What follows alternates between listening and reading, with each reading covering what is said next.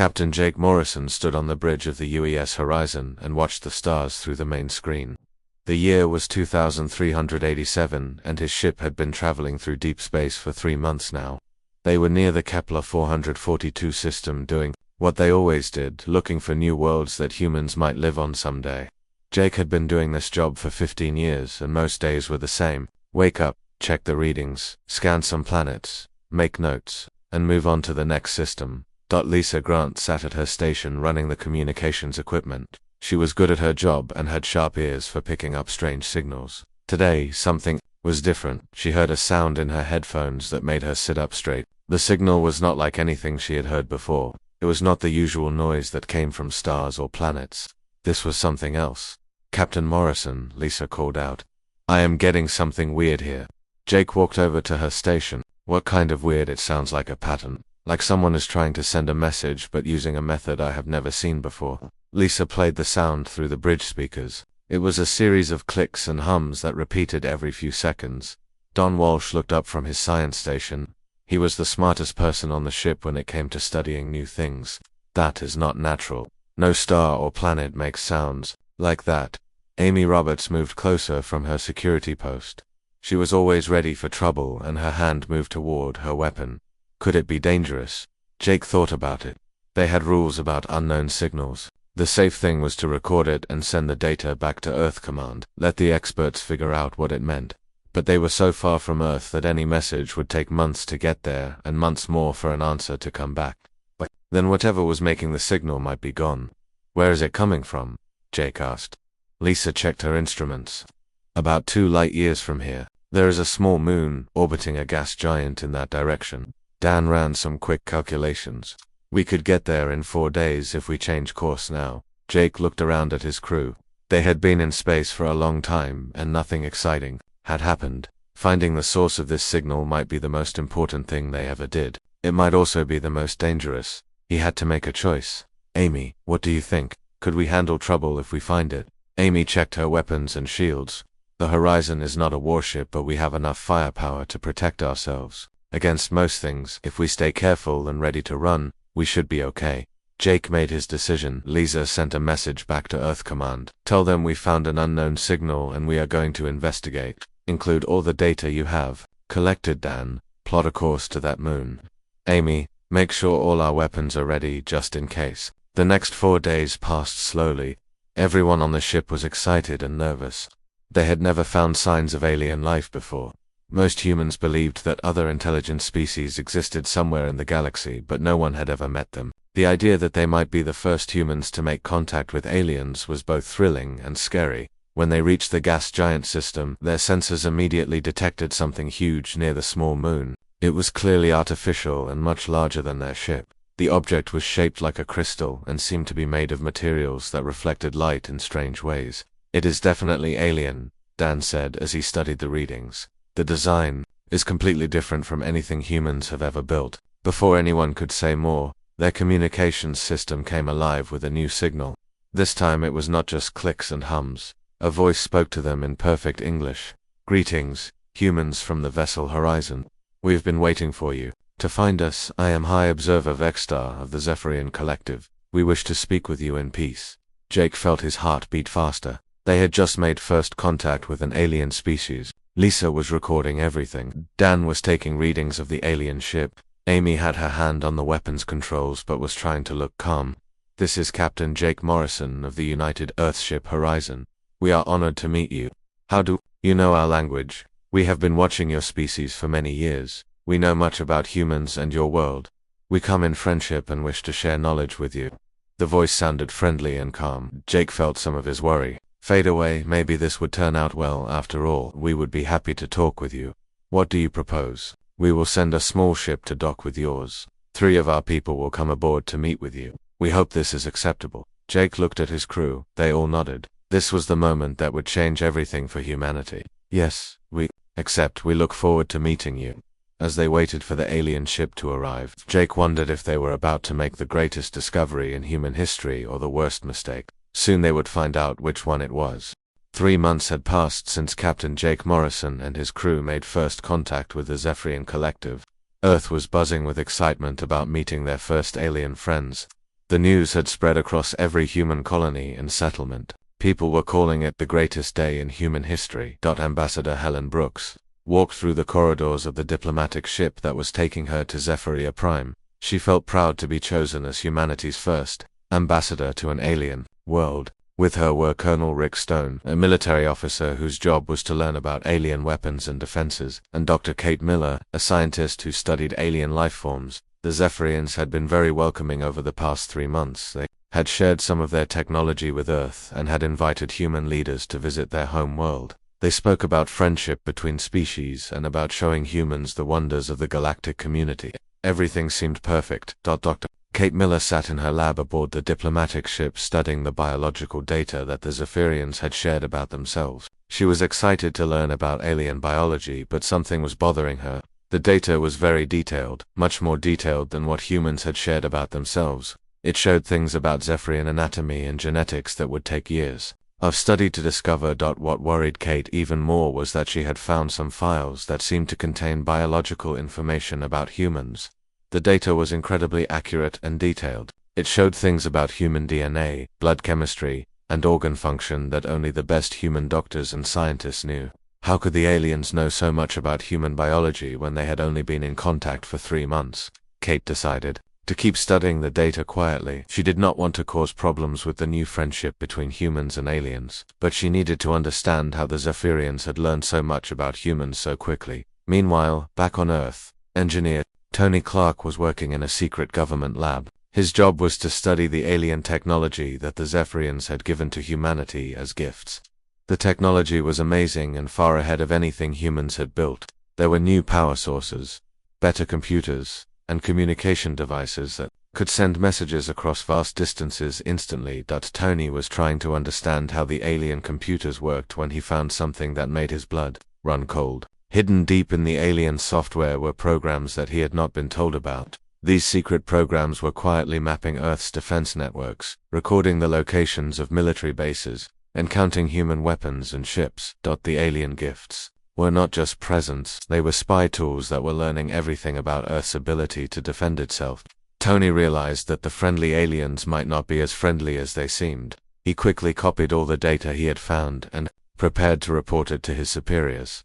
On Zephyria Prime, Ambassador Helen Brooks was getting a tour of the alien capital city. The buildings were tall and beautiful, made from materials that seemed to glow with their own light. The Zephyrian people looked like tall, thin humans, but with blue skin and large black eyes. They seemed peaceful and intelligent. High Observer Vexter was showing Helen around the government center where the Zephyrian Council met to make decisions for their entire civilization. "We hope that humans will soon join our collective," Vexter said. "We have brought many species into our community over the centuries. Each one has benefited greatly from our guidance and protection." Helen was impressed by what she saw, but she noticed that she was not allowed to visit certain areas of the city. When she asked about the restricted zones, Vexter explained that they contained sensitive technology that was not ready to be shared with new species yet. Helen accepted this explanation but made a mental note to ask more questions later. Dr. Kate Miller had continued her research and had made a disturbing discovery. The biological data about humans was not recent. Some of it appeared to be decades old. The aliens had been studying humans for much longer than they had admitted. Kate also found references to something called biological resource management and species integration protocols that she did not understand. Kate decided to share her concerns with Colonel Rick Stone. When she showed him the data, his face became very serious. Rick had been a soldier for 20 years and had learned to recognize when something was wrong. The biological information combined with Tony Clark's discovery of the spy software painted a very different picture of the Zephyrian collective. "We need to tell Ambassador Brooks about this," Rick said. "But we have to be careful. If the aliens really are planning something bad, we do not want them to know that we have figured it out." Kate agreed, and they decided to wait until they could speak with Helen privately. They would present all their evidence at once and let her decide what to do next. The next day, Helen was invited to meet with the full Zephyrian Council. She was excited about the honor and hoped that they would discuss formal treaties between Earth and the collective. When she entered the council chamber, she saw dozens of alien leaders seated in a circle around a central platform. "High Observer." Vexter gestured for Helen to stand in the center. "Ambassador Brooks, we have brought you here to discuss the future of humanity. We have been watching your species for over 40 years. We know your strengths and weaknesses. We know your technology and your defenses. We know how many humans live on each world and what resources your planets contain. Helen felt a chill run down her spine. This did not sound like the beginning of a friendship treaty. We have done this same process with 17 other species, Vexstar continued. Each time we study them, befriend them, and then integrate them into our collective. Your species will serve us well as laborers and soldiers. Your worlds will provide us with the resources we need to continue expanding our empire. Helen realized with horror that humanity had walked into a trap. The friendly aliens were actually conquerors who had been planning to enslave the human race from the very beginning. She had to warn Earth, but first she had to find a way to escape from the alien world. The galaxy's newest nightmare was about to be born, and it would not be the humans who became the monsters. Ambassador Helen Brooks sat in her locked room on Zephyria Prime and stared at the walls. 3 days had passed since the Zephyrian Council had revealed their true intentions.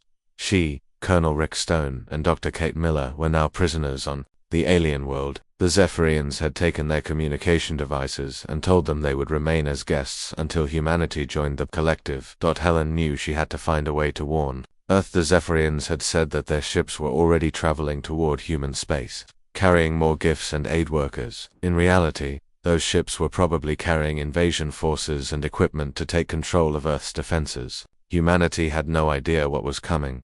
Back on Earth, President Angela Foster was meeting with her top advisors in the underground situation room beneath the Capitol. Engineer Tony Clark had presented his evidence about the spy software hidden in alien technology. Other scientists had found similar problems. The alien gifts were not gifts at all. They were tools designed to make humanity dependent on alien technology, while secretly weakening human defenses. How long do we have? President Foster asked. General Marcus Lee studied the reports. If Ambassador Brooks is right about the invasion fleet, we estimate they will reach Earth in 6 weeks.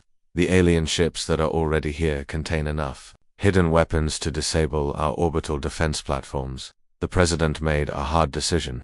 We need to start preparing for war while pretending that everything is normal. If the aliens realize we know the truth, they might attack immediately before we are ready. A secret resistance movement began forming across human space. Intelligence operative Nina Shaw was put in charge of organizing hidden bases and supply caches. Dr. Ben Taylor, a weapons scientist who had been studying alien technology, was tasked with developing countermeasures. Communications expert Julie Adams began setting up a secret network that would allow human forces to coordinate even if the aliens destroyed normal communication systems.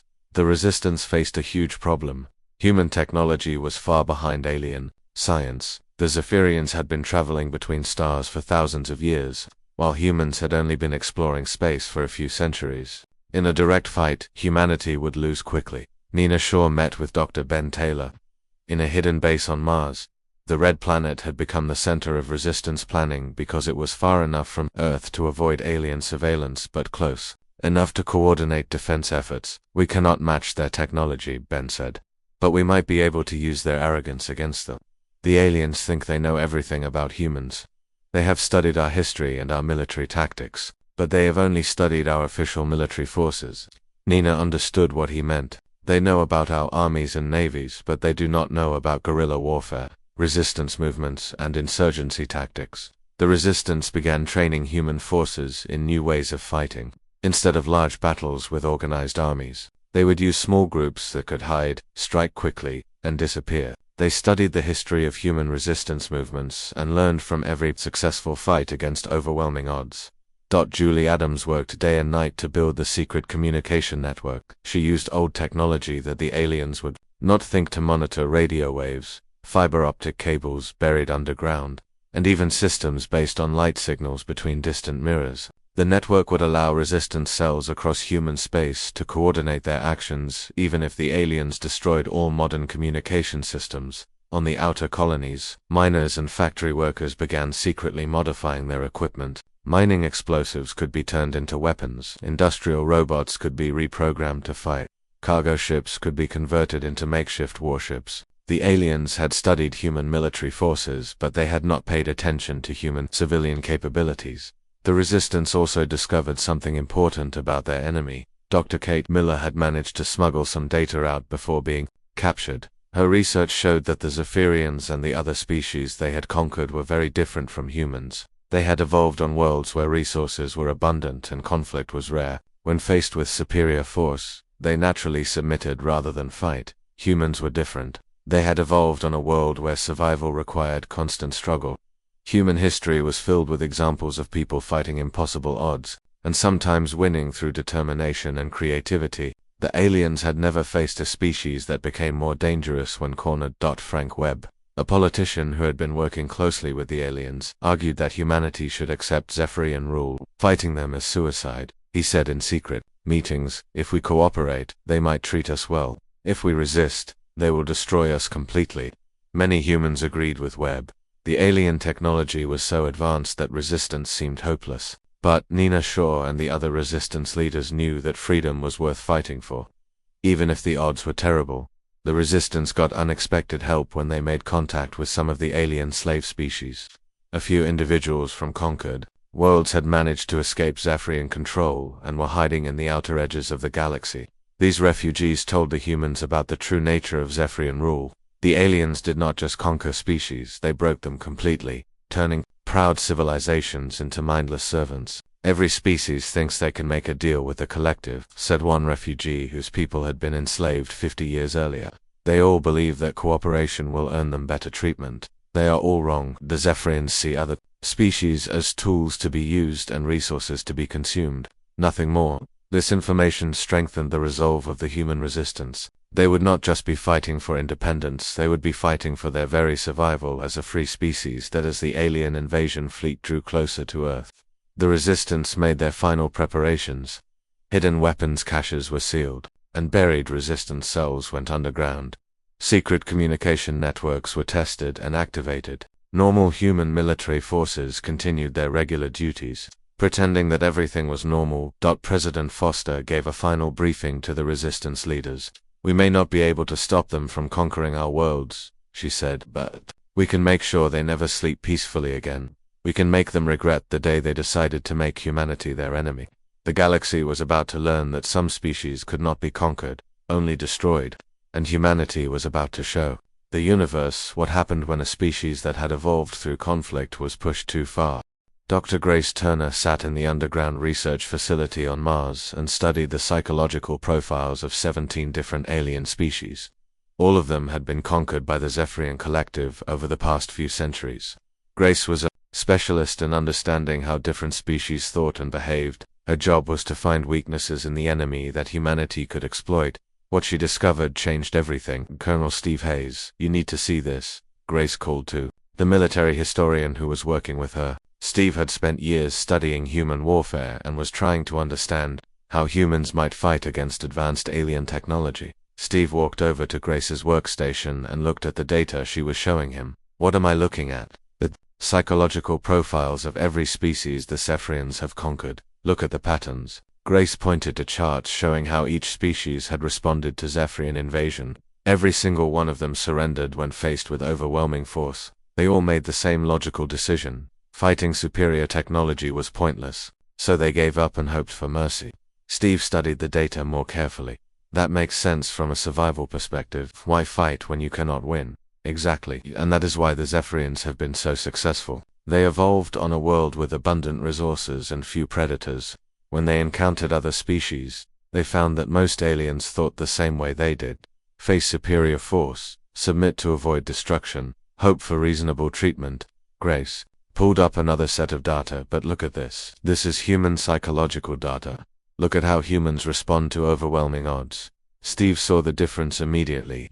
Where other species showed submission responses when faced with superior enemies, humans showed something else entirely. They showed increased aggression, creativity, and determination. The worse the situation became, the harder humans fought. We are completely different from every other species in the galaxy, Grace said. They see hopeless odds and surrender. We see hopeless odds and get angry. Steve began to understand the implications. The Zephyrians have never fought a species like us. Their entire conquest strategy is based on showing overwhelming force and waiting for logical surrender. But humans do not surrender when cornered. We fight harder. Grace nodded excitedly. It gets better. Look at human history. How many times have small human forces defeated much larger enemies through pure determination and creative tactics? The Spartans at Thermopylae, the American colonists against the British Empire, the Finnish against the Soviet Union. Every human culture has stories about heroes who won impossible victories. Steve was starting to see the bigger picture. The aliens have studied our official military history, but they have not understood what it really means. They see our wars as inefficient conflicts between primitive tribes. They do not realize that constant warfare made us incredibly good at fighting. Engineer Sam Parker joined the discussion.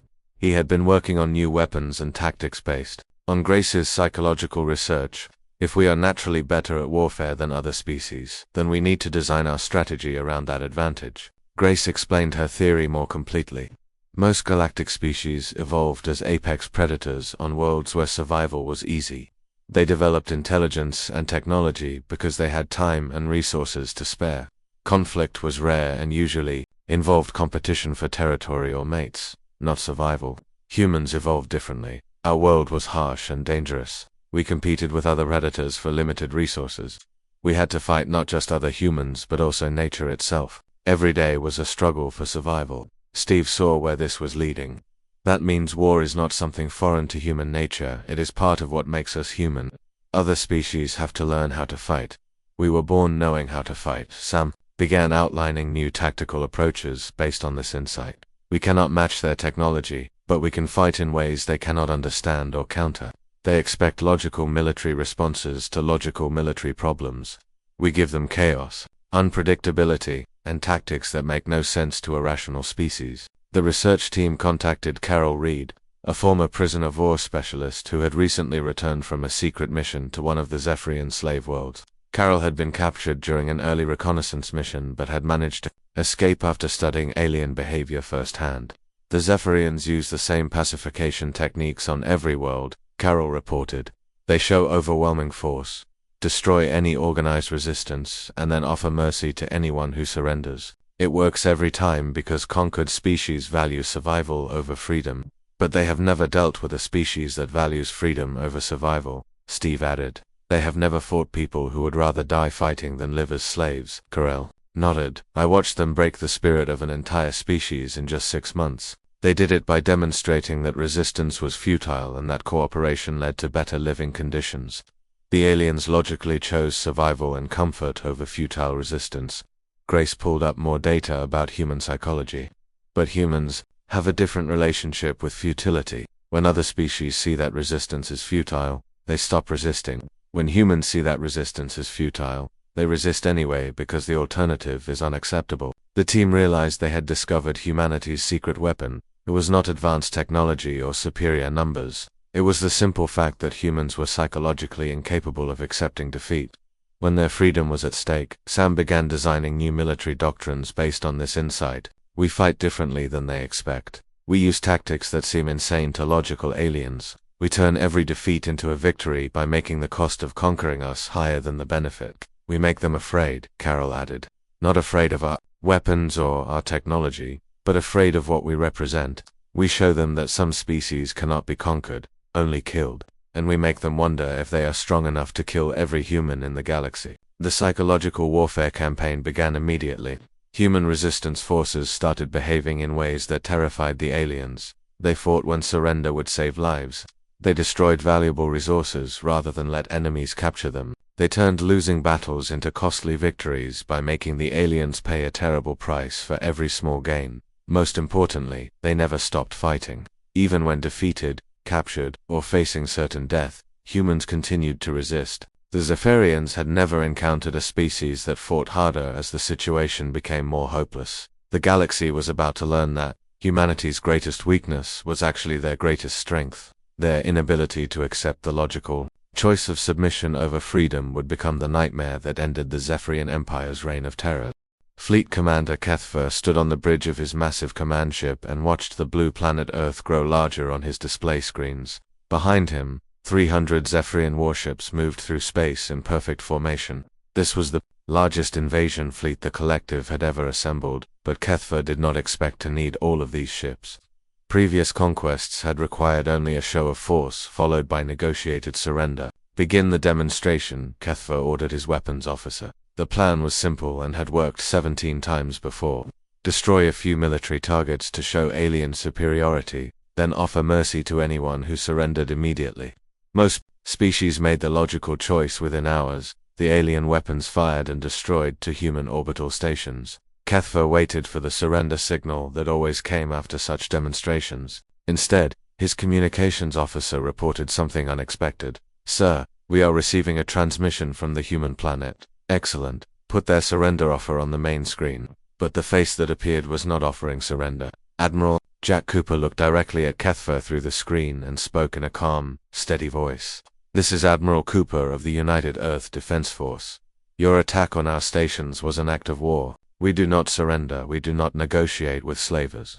If you want our world, you will have to take it from us." Kethva was confused. This was not how conquests were supposed to proceed.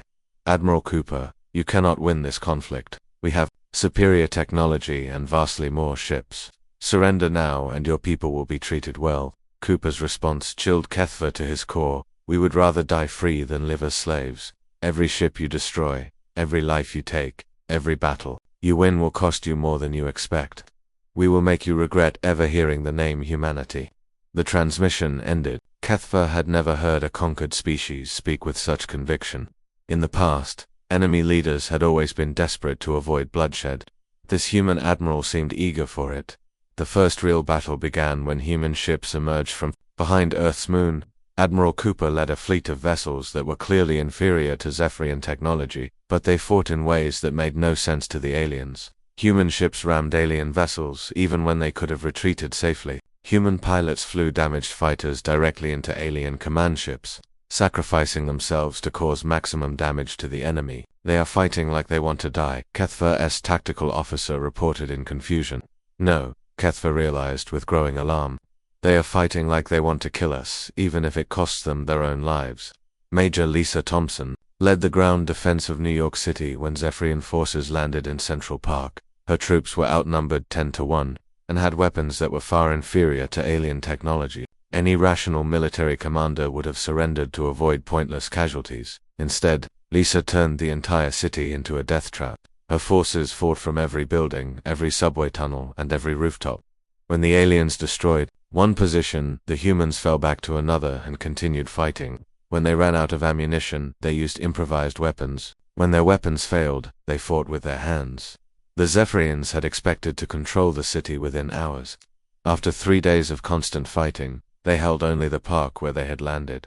Every street they tried to advance down cost them soldiers and equipment. The humans made them pay for every meter of ground. Captain Ryan Bell commanded a resistance cell in the mountains outside Denver. His mission was simple: make the aliens afraid to leave their fortified positions. Ryan's team used tactics that the Zephyrians could not understand or counter. They attacked supply convoys, destroyed communication equipment, and disappeared before the aliens could respond. But the most terrifying thing for the aliens was that the human attacks never stopped. Even when Bell's team took heavy casualties, even when they were surrounded and facing certain death, they continued to fight. The aliens began to realize that humans did not fight like other species. They fought like cornered animals who would rather die than be captured. Dr. Ben Taylor's research team had been working around the clock to weaponize humanity's industrial capacity. Factories that had produced civilian goods were converted to make weapons and ammunition. Mining operations were turned into explosive manufacturing facilities. Even civilian spacecraft were modified to carry weapons and serve as improvised warships. The aliens watched in horror as humanity's entire civilization transformed itself for war.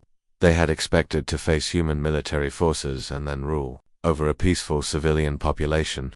Instead, they found that every human was a potential soldier and every human facility was a potential weapon. The turning point came when Zephyrian forces tried to capture the orbital factories around Jupiter. The facilities were defended by a small human fleet that could not possibly win against overwhelming alien firepower. The logical strategy would have been to evacuate the valuable installations and retreat to a better defensive position. Instead, the humans turned their own factories into weapons. They rigged the facilities to explode, and then fought a delaying action to keep the aliens close when the detonations occurred.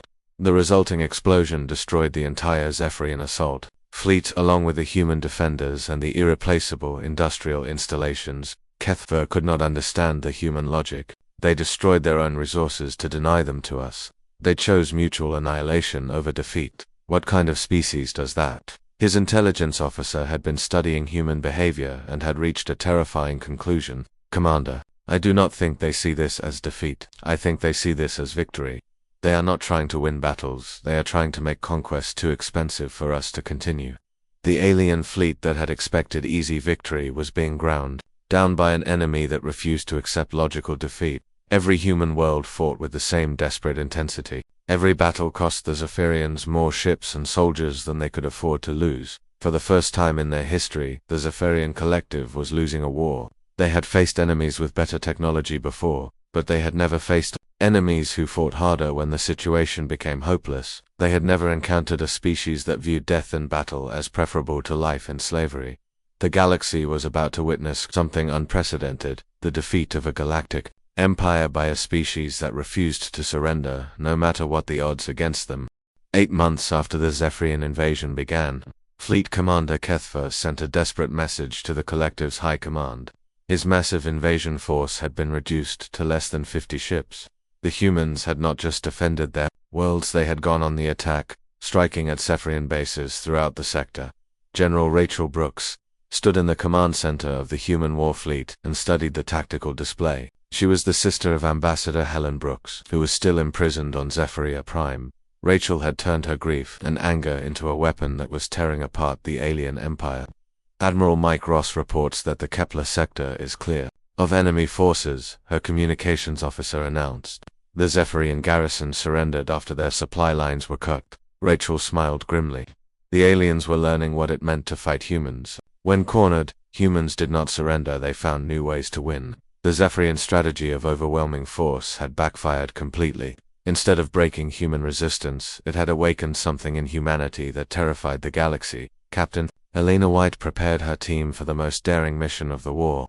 Intelligence reports indicated that the Zephyrians held captured representatives from all 17 species they had conquered. These prisoners were being held on a prison world deep in alien territory. Elena's job was to liberate them and teach them something the galaxy had never seen before: how to fight back. The prison break was more successful than anyone had dared hope. Elena's team not only freed the alien prisoners but also captured detailed information about Zephyrian control methods and the locations of slave worlds throughout the galaxy. More importantly, they brought back proof that the conquered species had not been broken as completely as their captors believed. They still remember freedom, Elena reported to General Brooks. They just need someone to show them how to fight. For it, human military advisors spread across the galaxy like a virus that the Zephyrians could not stop. Small teams of humans arrived on slave worlds and began teaching the conquered species lessons in human-style warfare. They showed them how to turn mining equipment into weapons, how to use industrial facilities as fortresses, and most importantly, how to fight harder when the odds became impossible. The results were beyond anything the humans had expected. Species that had been peaceful slaves for decades suddenly erupted in coordinated rebellions. The Zephyrians found themselves fighting 17 different wars simultaneously, each one led by humans who understood how to turn desperation into victory. The former slave world of Kether Prime, the native population had been mining rare metals for the Zephyrians for 40 years. When human advisor Captain Brad Lewis arrived, the Cathines were convinced that resistance was hopeless. They had tried to rebel once before and had been crushed easily. You tried to fight them the way your species naturally fights, Brad explained to the Kethan leaders. That will not work. You need to fight the way humans fight. Brad taught them tactics that seemed insane to the logical Kethan mind. Instead of trying to defeat the alien garrison in direct battle, they turned the entire planet into a trap. Mining tunnels became ambush sites. Processing facilities were rigged to explode if captured. The Kethans learned to value freedom over safety and victory over survival.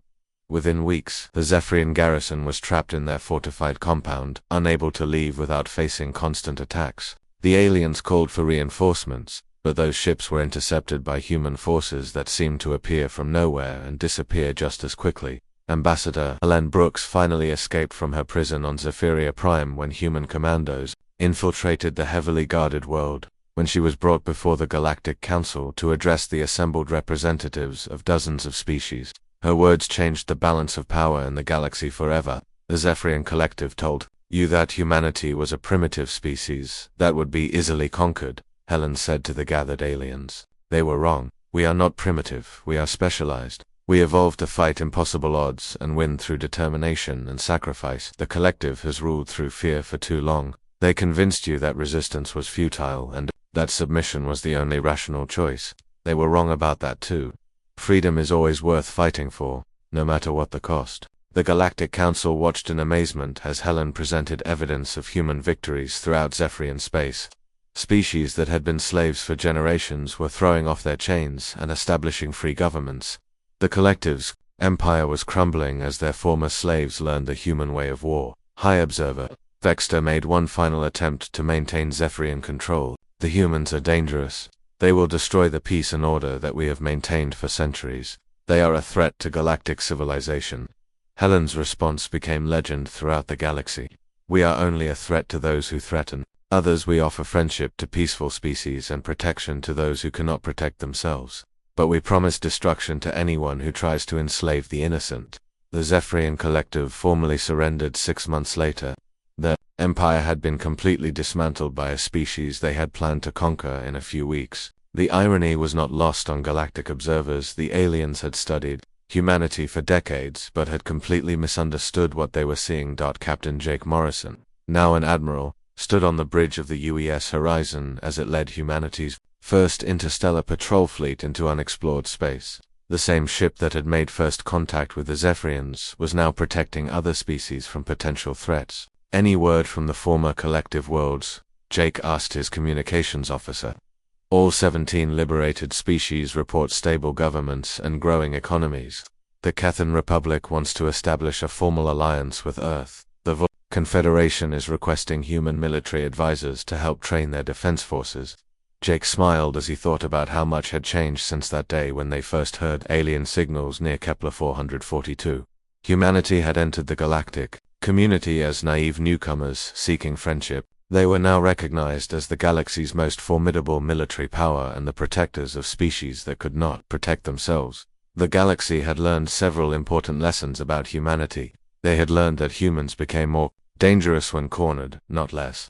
They had learned that human friendship was valuable, but human enmity was fatal. Most importantly, they had learned that there were worse things in the universe than being conquered by humans. There was being their enemy. When they decided that you needed to be stopped, as the patrol fleet moved deeper into unknown space, Jake reflected on humanity's transformation from potential victims to galactic peacekeepers. The species that had once been marked for slavery had become the nightmare of slavers everywhere. When other aliens spoke of humanity now, they used words like respect, gratitude, and yes, fear. The galaxy was a safer place because humanity had refused to accept defeat. The universe had learned that some species could not be conquered, only killed, and that humanity was prepared to kill anyone who threatened the freedom of others. The nightmare had become the protector, and peace was finally within reach.